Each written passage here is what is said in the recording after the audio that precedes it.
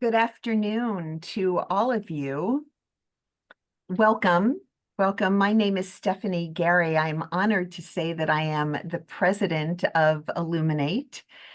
And before we get started on this most important program, let me talk to you a little bit about Illuminate. As you know, we empower feminist Jewish women leaders and philanthropists who are working for equity and social justice in the US, Israel, and around the world. Through our signature program, which is called The Collective, we bring together a diverse coalition of Jewish entrepreneurial women, nonprofit executives to address unique challenges faced by female leaders. And as we all know, there are many unique challenges. We at Illuminate ensure that our leaders are supported, that they are elevated as they truly battle the world that we live in. So together as a force multiplier, if you will, we are working for vital social change. We are fostering collaboration, and we are strengthening leadership capabilities and magnifying voices. The women you will hear from today are part of our 5th cohort of the collective. Currently, we support 16 women in Israel, which are all part of our Israeli cohort of current and former collective members. As part of our work to empower Israeli women leaders, we have an Israeli representative on the ground in Israel to help the Israeli cohort navigate this truly complicated and challenging moment. So enough about me and Illuminate. What I'd like to do is introduce you to Irina Ayelen Gorelik. She is the executive director of the Association of Ethiopian Jews. Rina confronts discrimination. She advocates for social change, equal opportunity, racial equality, civil and human rights, improved perceptions, and better policies on behalf of the Ethiopian Israelis. So welcome, Rina. We also have Dina Shalev. She is the executive director of La Da'at, Choose Well. Dina promotes healthy sexuality and sexual health, working to ensure that all individuals have full access to information and are supported in making the right choices for themselves regarding their sexual and reproductive health. So Dina, welcome to you as well. And last but certainly not least is Orit Soluțianu. She is the executive director of the Association of Rape Crisis Centers in Israel. Orit combats sexual violence by widening and improving the services available to victims, initiating legislation to broaden the rights of victims, creating a body of knowledge, and raising awareness. I would also add that Orit and ARCCI have been very, very vocal on the sexual assaults perpetrated by Hamas on October 7th of 2023. So, shalom, welcome to all of you. We are honored to sit in conversation with you.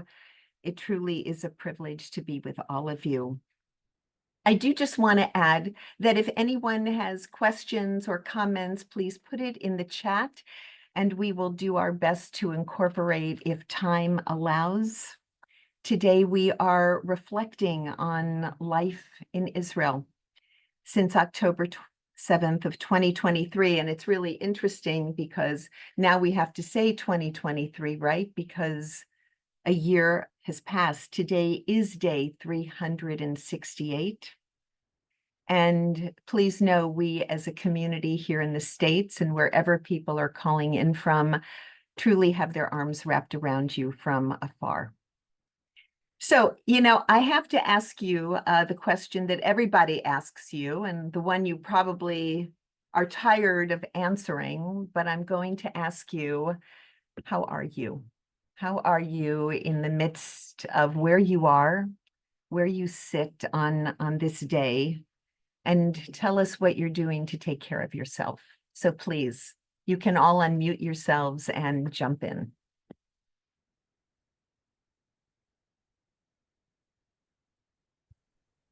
Okay, nobody jumped, so I will jump. You jump, Ori, you jump. I will jump.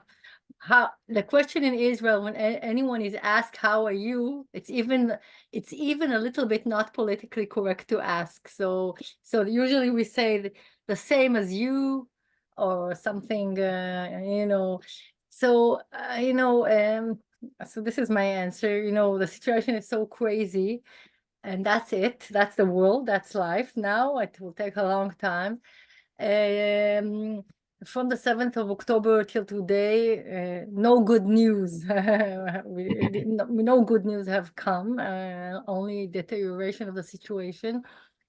So I will just say that from the beginning and also now, the fact that I have and my colleagues, I'm sure they also say that we have a very meaningful work, and helps us a lot to do something meaningful, and also to invest ourselves. And we worked very hard in the month after the 7th of October, because to raise awareness in the world. So the work like saved us in some sense, and the ability to help and to do good. And so on the professional scale, that was one source of power.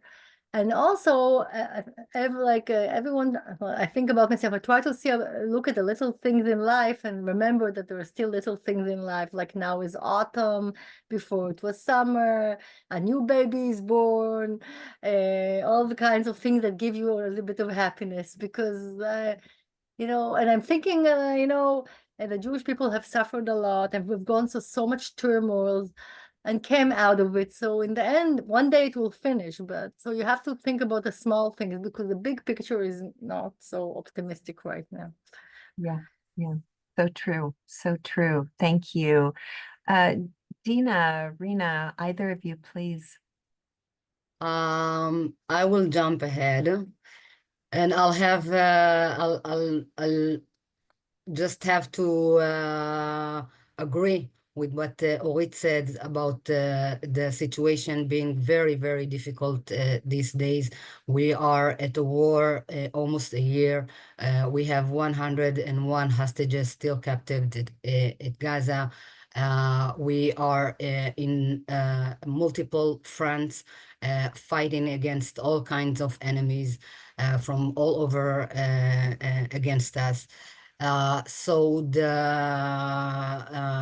the war is really making life complicated, not only for us in the personal level, but also to our communities. The Ethiopian Israelis community, being one of the marginalized communities, is suffering this war from a lot of barriers that prevent them from accessing the rights that they are required. And not only that, but civil rights issues are not in the a high place as it maybe was before the war. So it's even more difficult now to advocate against discrimination and pro-human rights and civil rights, and socioeconomic gaps, matters of daily life. So the work has been more challenging in this time. But at the same time, the work is also the source of power for me, and I think for all the my friends, my co-friends here, because the opportunity to do something for the community and to be helpful in this world, in those difficult times, is really giving you hope that someday things will get better. and also the story of my community, a story of heroism, a story of Zionism, a story of going against all the hardships and making through thousands of years of anti-Semitism and being isolated community along the years, not forgetting for 1 minute the dream to come to Jerusalem. So right now, when people are talking about maybe the thought of going to elsewhere and to live elsewhere from Israel, those thoughts are not even occurring in our heads, because we just thought that much to come here. So the memory of the hardship and the strength, the historic strength that our forefathers shown for us is still very alive in our agenda and in our lives. So, and you can see that unfortunately also in the war. We have over 700 casualties in the war since the beginning of the war, and 28 of them are of the Ethiopian community in Israel. And the number may seem low, but it's 4% of the proportion, and which means it's twice our proportion in the within the Israeli society. So we are out there fighting with everyone, all together, coming together under the threats that we have to deal with. And I guess I'll conclude by saying that we have to be strong. We have to be united. We have to remember that the Jewish people has suffered and made it through a lot of obstacles along the way. My story and the fact that I am standing here, sitting here and talking to you is the proof, the live proof for what I'm saying. So we are here, and we are here to stay. And we are very happy and encouraged by the fact that all of you are here with us, sending your blessings and hugs from the diaspora. For sure, for sure. And certainly at Illuminate, we are so honored to be in partnership with you and to support you, because we know how difficult it must be for your community as well. Dina, let me just turn to you for a moment. Talk to us a little bit about how you're doing. On our pre-call, when we were setting up for this, you shared some really thoughtful, very personal moments about how you're doing. So if you would share that a little bit with the group. Of course. So I think I'll start on October 7th, 2023. We were at my parents' house for Simchat Torah. They live south from here. It's not very south. It's more southern than Jerusalem. And I was about 8 or 10 weeks pregnant. So not telling anyone yet at that point. Siren started at 6:30 in the morning. By 9 o'clock, my husband was already on his way down south to join his unit. He was in reserve duty till the end of February, beginning of March, straight. Went in again for another couple of months in June, and today left for his 3rd round of reserve duty in Gaza. So that is one part of my current experience. And I went through a pregnancy, and I had my beautiful son, and I'm already coming back from maternity leave. It's 5 months old now. So I think also for me, even before the professional, there was the inside world and the outside world were very incompatible this year, because it was a beautiful year, and we had this, like Orit said, life goes on, babies are born, and we had this beautiful thing happening. On the other hand, with a lot of, going through it by myself with I already had 2 small children. So a year has passed, he's still in reserve duty, and now I have 3 kids and not 2 kids. I think that's the big difference. Right.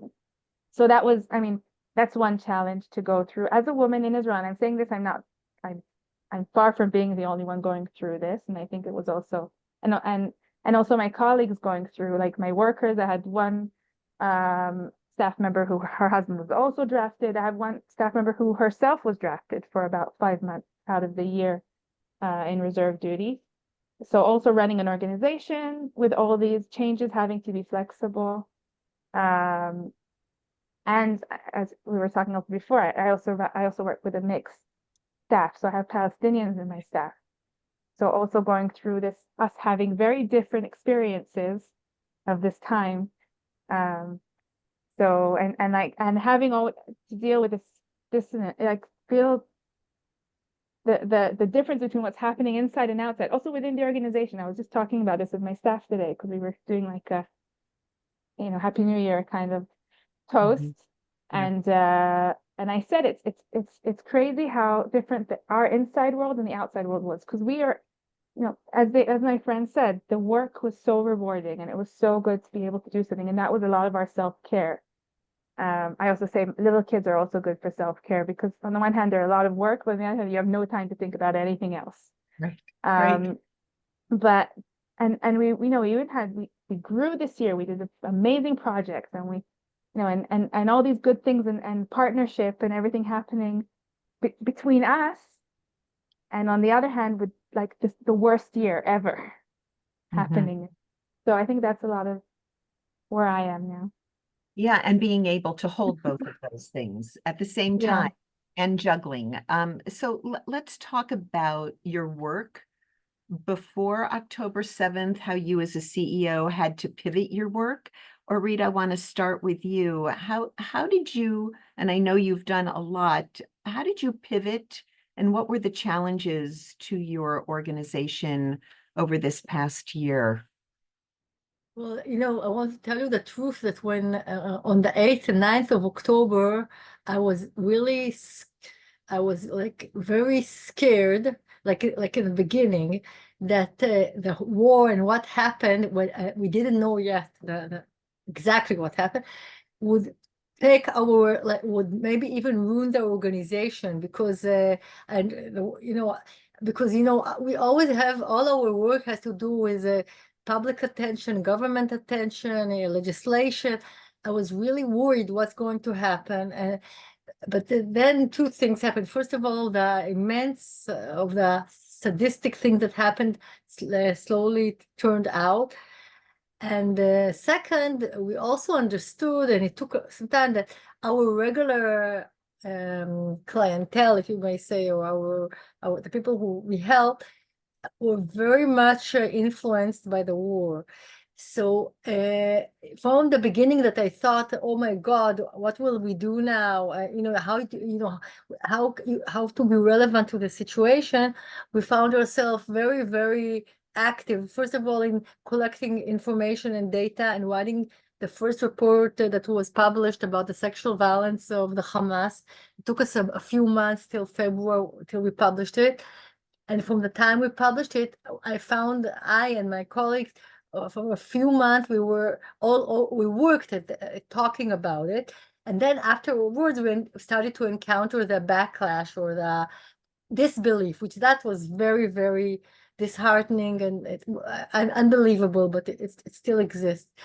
So this was one sense. The second thing I want to add is that in the beginning, because we're an organization that our one of the main arenas of our work is the parliament, is the Knesset. So in the beginning, in a few months from October, all the sessions in the Knesset had to do with the war, everything. You could not talk about regular life. So we understood that we have to be creative and find ways, first of all, to talk about survivors from this horrific thing of the war, but also the situation of other survivors who were really very badly triggered because of the war. I want to tell you, we're just now analyzing the results, but we're going to publish next month a survey that we did about the sense of security of women in Israel after the war. And as you may guess, it's not the sense of security really went very low, because especially women, especially because of the fear of somebody entering your house. You know, it's many women feel that. So we had what we did, because, you know, we dealt with all of the policies that have to do with the war, the survivors of the war, and also past survivors. And we told ourselves all the time that we should not forget the regular people, because, you know, and now I'm going to say something which you can understand it, but it's not, we're also sort of, you know, criticize it. In Israel now, there became a hierarchy of who is suffered the most. So if you were abused in the war, okay, and if you're just abused by your father, it's not interesting. It's not, and this is of course not fair, but that's how it is. So, you know, and then after about a half a year or so, we also returned to the regular life also. But still, you know, I think that the trauma and all the consequences will not only, it will take years. It will take, maybe take a generation. You know, it's so, we didn't even start to digest everything, because still it didn't end, and still there are the hostages and all the people who are re-traumatized. There's a lot of things. So, but it's only the beginning. So this is where we are till this minute, up till now. You know, there's something to be said. I was recently talking to a rabbi who lives in Israel, and he said, you know, there is no PTSD because it's not post, it's happening. The trauma continues each day, and needless to say, we so admire your strength and your fortitude, and it certainly is an inspiration. Before I move on, Rena, talk a little bit about how you pivoted in terms of before October 7th and after, if you would. You're on mute. Oh, okay, good. So before October 7, we were a regular advocacy organization advocating for human rights and civil rights and social change, against discrimination and pro-equality and equity for Ethiopian Israelis.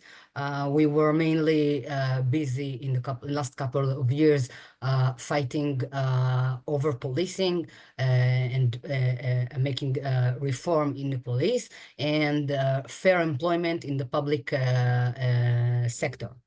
Now, as the war broke out, we found out that there are needs for the Ethiopian community and as a marginalized community that are not being taken care of. There were a lot of organizations that and private initiations that weren't accessible for my community.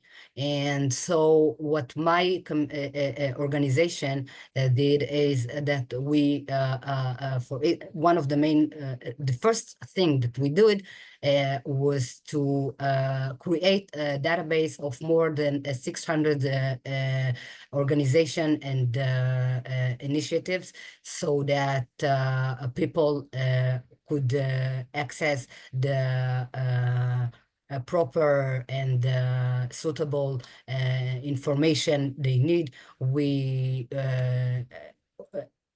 acted as a clearinghouse, supplied all the crucial information for the community on our website, and through working in the field. Our field operator worked in 6 cities in the southern of Israel, including Ashkelon, Ashdod, Ofakim, Netanya, לא נתניה, ראשון לציון.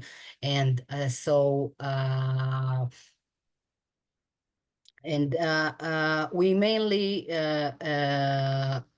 saw that the people have difficulties in language, in barriers accessing special wartime government social benefits, employment rights, and housing assistance. And what we did is acted through the war and continue to be today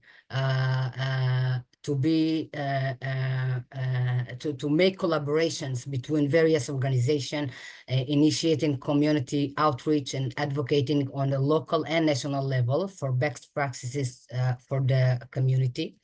And we established a collaboration in the field of mental health intervention, for example, because we found out that the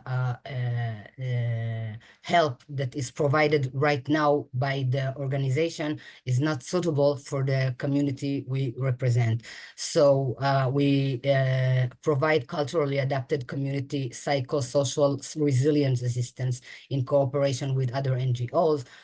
We also teamed up with two NGOs to Nashim Ma'atzimot, empowering Ethiopian women, and Kambla Oved to host meetings on women rights and employment, because one of the conclusions from a former research we did is that Ethiopian women are most vulnerable when it comes to benefits in employment.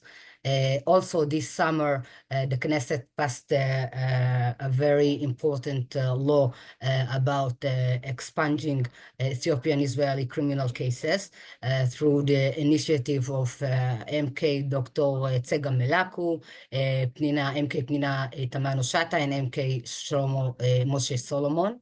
And we were directly involved in this successful passage of the law, because I represented in the Knesset the research we have made in this area. So we are still in the field helping the community.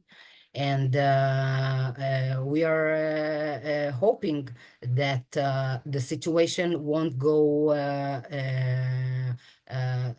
worse, because as we see, the challenges are becoming more challenging than before.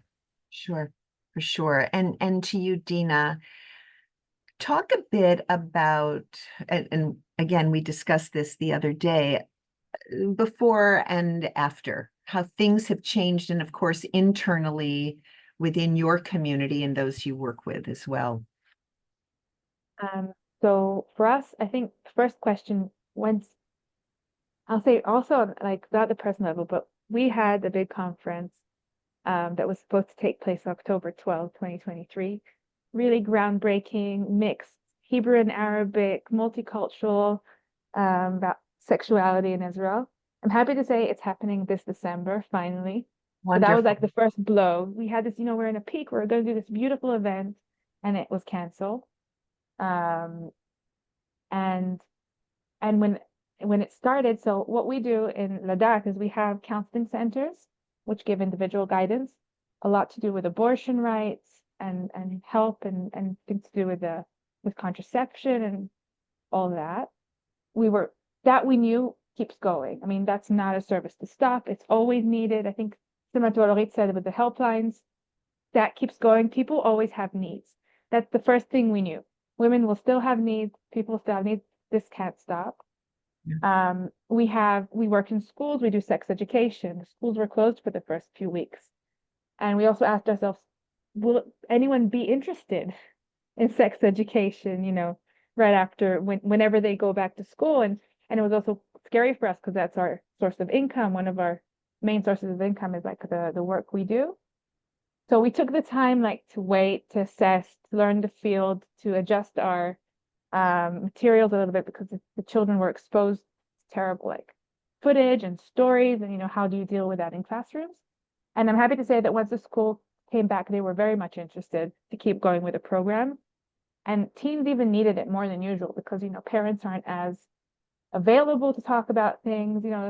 they're more exposed, as I said. So that was amazing and very like, got back on the ground. But we were checking like where are we needed? Because there was so much going on and so many services opening. And we didn't want to be just an extra something that doesn't necessarily, because we don't do any work that relates to the war directly. And as I said, I was pregnant, so I had the checkups coming up, one of my first scans, which I had to go to by myself. And I'm sitting there and I'm feeling a little bit sorry for myself, but also, it's third child. I'm in the field, I'm okay. But then I said, I'm not the only one going through this by myself right now. And there are many women who can't, don't have who to go with now, and I'm the regular women that usually, we help. So one of the things that we did do in the first like weeks after the war started is we expanded our services not only to mostly abortion when it comes to, accompanying women to procedures and whatever. And we offered our services. We have these wonderful volunteers. They're sensitive. They know if you need someone to come with you to a gynecological checkup, to, any appointment to do with pregnancy or whatever, please contact us and we'll come with you. And we did actually go with some women. Even we had volunteers pick up women from their homes because they were scared to leave their home. Wow. And for when it comes to the Arab women, we work with in East Jerusalem. So for the first few weeks, they wouldn't leave their houses. Also, my staff, they were terrified to be detained. They were scared of the army. They didn't feel comfortable at all.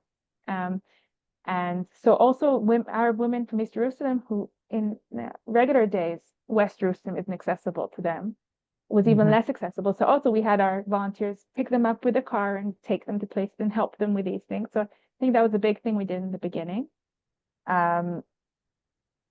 Like my friends who said, advocacy work was very much affected and really non-existent. And even as as we're a few organizations that we deal with reproductive rights, and we said no one's interested in abortion right now.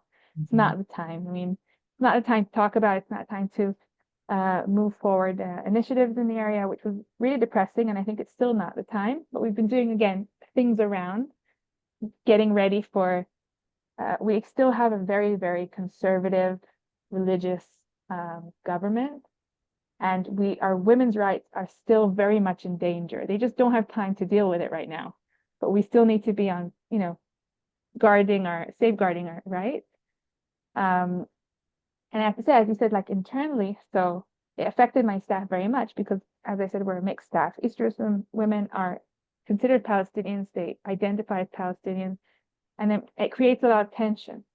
So thankfully, we're very close and we love each other, and we work together. We've been working together for years, but an elephant in the room is an understatement to what's happening in my staff since. And it affects, I mean, there's stuff you can't talk about. Maybe one-on-one, if you're really close, you can open it up, but it's getting harder and harder the further we're getting away actually from October 7th. And I was saying we were talking also in the initial call, like my Palestinian staff are grieving what's happening in Gaza. That's their people, that's their community, that's how they look at things. And my husband is also in Gaza fighting. So it's like it's crazy to be able to like hold all this together. And it did affect in a way. I mean, we're going through it and it could have been much worse, but the fact that there are things we can't talk about, as a feminist organization, personal and professional is mixed. And you sit and you have a staff meeting and everyone's talking, we share our personal lives and we're friends, not only colleagues. And suddenly there's something that we can't really talk about, and it affects relationships and it affects, the ability to be open in a staff. And I think that was and still is as a organizational leader, one of my biggest challenges And since yeah, I started. yeah, I would think, the world shifted, and how you go through the world and the work that you do in the world, it shifted and you had to adapt. Needless to Yeah. say, you are the examples of adaptability and the importance of being able to adapt. So talk a little bit, if you would, about being a leader in the community as well as being part of a civil society. How do you merge those two things? How do you balance those two things? And I'm assuming it's just challenging. All of it's challenging, right? Orit? You're on mute. You're on mute. Sorry. The personal and the professional is really almost the same. What is my identity? My identity is my professional identity. It's like my passion, my work, my mission. So I don't. There's no gap, you know. And I do what Dina says about her staff. I can just share with you that I had one Arab Palestinian worker, and one day one of my staff members whose son was in the army, and she was very depressed, and many of her family members were killed in Kfar Aza, murdered. One day at the staff meeting, she said like the sentence, "I wish everybody all of them would die," or something like that. And then that caused my Arab worker, it caused she left the meeting, and then she quit her job. It was just a trigger because it was a huge tension for a long time. So this is Dina. I really salute you that you're dealing with that, because I felt very sad and I tried to speak with her, but I understood it was the trigger, even if the sentence should not have been said, you know. So that's on what you said. You know, you know, to be, I think I'll repeat myself, so I'll say it very shortly. To be a leader, it really gave me a lot of meaning, really, and we really felt that we did the report that we did, which we were very humble.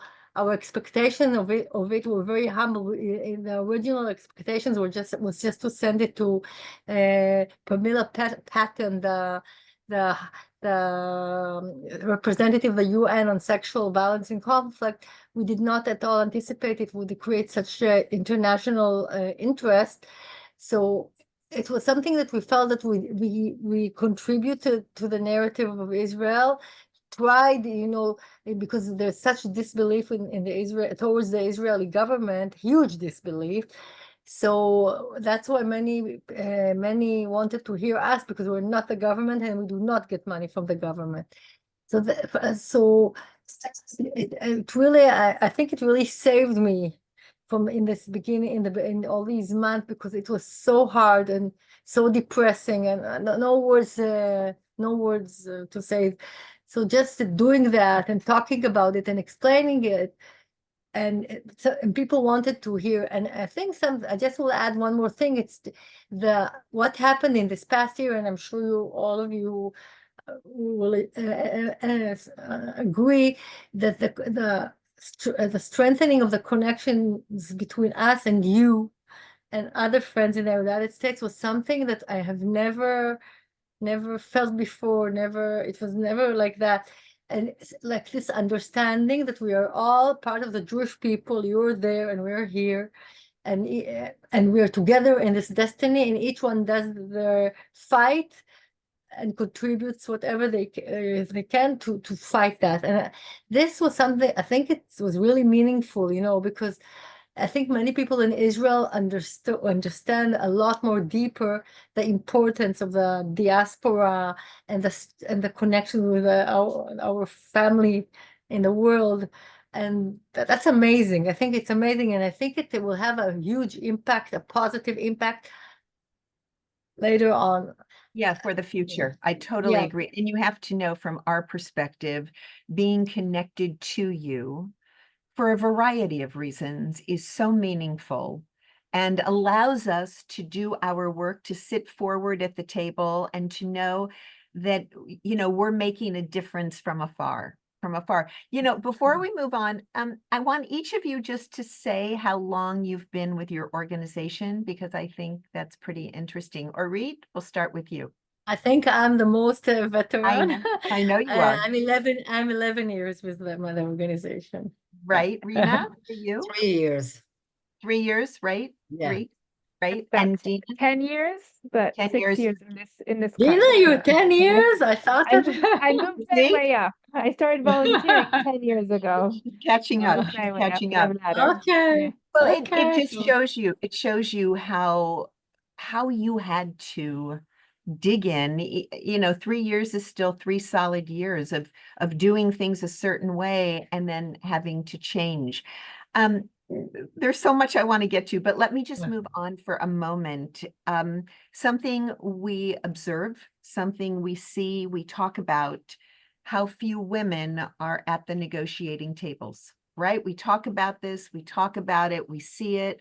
So as leaders in Israel, in the women's movement, what do you see changing? What do you see moving in a way that we are going to be able to support you to achieve a bit of equality in this most challenging sphere? Talk about that for a second, Dina, or any of you. Maybe I can start. I think before the war, things were bad. Yep. And Now I think then, post-war, things are worse Mm. when it comes to women's representation, when it comes to, you know, being able to anything, especially when it comes to the government, but not only. And as I said before, we have still a very, very, very conservative government, and I think you can see by our very resilient organization that many times women have the skills actually to navigate things in a much more creative and flexible and human way. And I think this is something, I mean, we know women's organizations are underfunded, generally, always.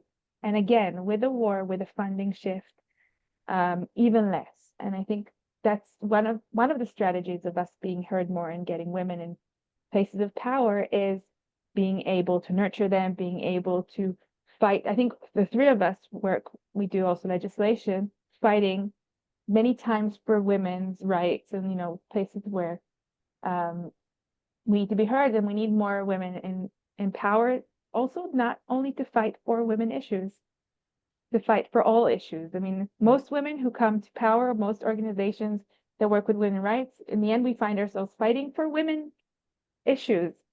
And then we're not when it comes to war, when it comes to hostages, when it comes to the economic state, which is terrible, and all the other things. And I think so that's generally how you can support. That's a big question. Maybe my friends here can give more input, but I think if things were bad, we should say if things were bad, they're even worse. And I think if there won't be a radical change, we'll see even less women in places of power in the future. Something about the war and the military, most military are men and they rise to power in these occasions. And that's something that really we all need to take into consideration for the future. Sure. Yeah. Rena, did you want to add to that? I can also add that we see the same problem in representation of the Ethiopian community in the in the public sector, and not only in the public sector, also in the private sector. We see that there is a huge problem of underrepresentation, especially in the highest levels. So, and we also see that since the war began, it's became harder and harder to advocate for those issues, because it's not in the focus of the government ministries. And so what we are trying to do is to cooperate with a member of Knesset and to try to advocate for this issue, to make pressure on the government ministries. But it's working very slowly, even slower than it was before, because again, the focus is on the war. And it's the same about all other issues that are not war related, things that we were working on before. And in the terms of, you asked before about the difference and the gap between the professional and Oh, so as Orit said, for me, it's been for about 5 years since I was grown up enough to see what the life is all about, and I stopped with my job as an attorney in the private sector and made the shift to the social world and things that are really most important. It's became for me, the job became my life in that sense. So it's something that I think about, I live, and I will continue doing in any platform that I will have in the future, because those are the things that I believe in. And the organization I speak on behalf is really very unique in that sense. It brings the voice that is not being heard in a strong way, not apologizing way, demanding our rights. And I think that this is very important in our society, because no one is, or the other ones who speaks about those things are being silent and depressed. So it's very important to rise up and stay strong, and not to keep silent, to yeah. stay, to keep the fight going on, because it's a fight. It is a fight. It is a fight. Orit, just the final word on this. How do we get more women around the table? How do we do that? You know, it's I can just add to the not optimistic thing that my friends said. It's, you know, today it's even, it's, you know, it's like, look, we went backwards. We went backwards because all of this speak of having women on on the table and women on the media and women is like, sounds today so not relevant to the big war issues. I think we will have to, in some ways, I'll say something, many women changed to say, you know, women understand that we have to be around the table. Once it did not exist, but the men that are in power, as usual, will not, you know, they want to be in power, and they do not, for them, it's not important that we will be in power. So after everything finished, it will be, we will have to start in some ways, not from the beginning, but again, to advocate for that.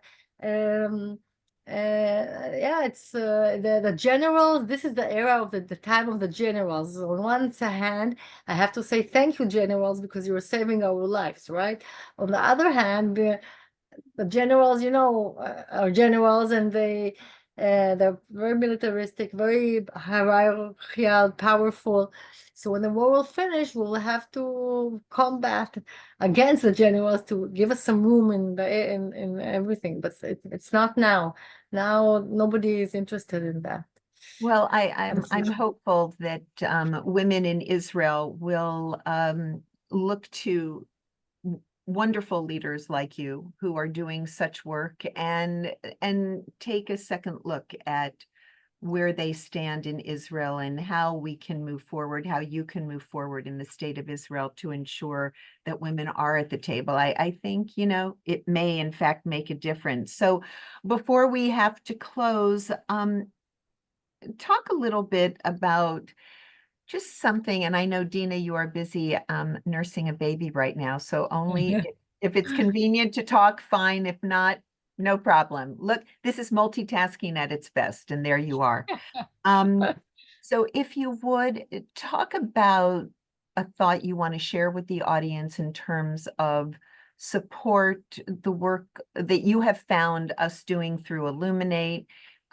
Just, leave us with a thought or two on that. So first of all, I think these platforms are amazing and helpful. So I also enjoy in a way like the feeling of community and the support we've been getting. And I think also in contrast to the denial that we've been getting from our feministic sister organizations, so non-Jewish ones. So feeling the tie with the Jewish feminist organizations has given us strength. So I think these platforms are good. And also I think being able, again, neither of us do direct war-related work. And I think being able to show that good work still has, and women's, I have to say, I'll say from my perspective, women's health is usually the first thing to be affected. And, and funding to be cut, and women to neglect their own health when things happen. And I think like being able to say, there's still a need with everything going on, let's not shift all of our focus to whatever, the acute thing happening now. And remember, there's still work that needs to be supported and organizations that need to survive and keep thriving in times like these. So I think this is something which is really important to, I think, all of us, and I could say personally to me. Yeah. Okay. Thank you. Rena, to you.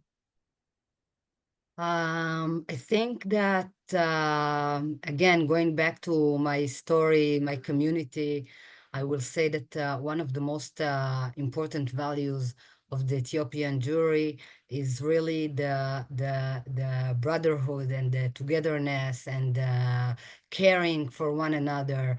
The families are really big, not only because we have a lot of kids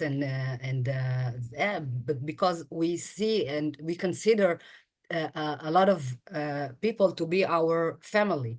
We are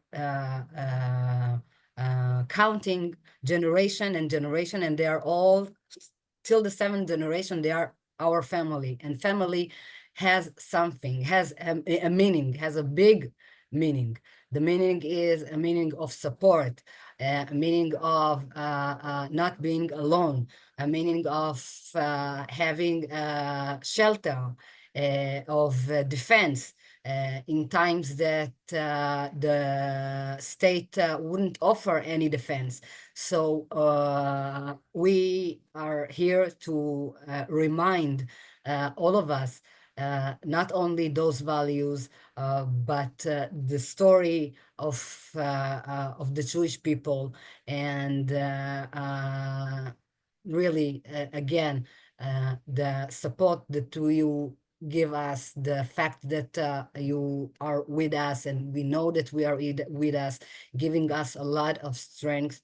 And just a few months ago, we were in New York visiting you, and we came back I came back really very optimistic and encouraged by all the love and the care that you showed for us. So it does mean a lot, and we appreciate it a lot. And we have to be strong and to remember our history, our values, and stay together. Yeah. Yeah. Thank you. Thank you. Orit, to you before I close. So first of all, I've met you last year in the States, and it was really very heartwarming. It was amazing, and I think your support and also other people who supported us really enabled us to do a lot of good in these really dark times, because in the end we deal with survivors of sexual violence that they suffer a lot, and we did succeed to do good things and to do some to pass new laws and that have to do with the war and help help people financially. We did succeed to do that, and all of that is we cannot do anything alone. So the support that we got, and really as Irina said, it's not our government doesn't support us. Okay, but like it's really something very special that when we're meeting you and talking and having this. Like you're asking, how are we? Nobody asks us how are you? It's in Israel, nobody will ask us this kind of question. So it's very special. It's somebody sees us, thinks about us, and it's not something that you will take into granted. So I really want to thank you for that, and I'm also really happy that we can do what we can continue to do and fulfill our mission. And that's very important. And thank you. Yeah. Well, as I said initially, thank you. You allow us to be better. I will just simply say in closing, first of all, there were messages that came to me directly, and I promise I will answer those. We just don't have the time today. But I want you to know that this week here in New York, where I come from, was a challenging, difficult week. I can only imagine what it was like in Israel. But we feel the weight of October 7th. It is with all of us. And we so appreciate all that you're doing. And my virtual Zoom hug comes your way. I do just want to add that at Illuminate, we do have opportunities on November 21st. You can attend our convening, and we will be continuing this conversation with members of our Israeli collective who will be joining us in person. And in the follow-up email that you'll get, you can register, it's there. We will be discussing also the election, which is taking place in shortly before the convening. And the most important thing, and this is the time of year where synagogues talk about donating to their communities, I will talk about donating to Illuminate as well. Needless to say, this is part of the work that we do. And we do it through beautiful donations that we receive from the community. So please don't ever hesitate to click that donate button when you receive an email. I say to you, Rina and Orit and Dina, thank you, Toda Rabah. I wish you a peaceful Yom Kippur. And just know that we are all with you always. So Gemar Tova and all the best to you. And I look forward to seeing you soon. Okay. So take care. Thank you. Shalom, Lila Tov. And thank you to all who attended today. There you go. There are links and you'll get a follow-up email from us as well. So thank you. Stay well and stay safe for sure. So take care. Thank you. Bye.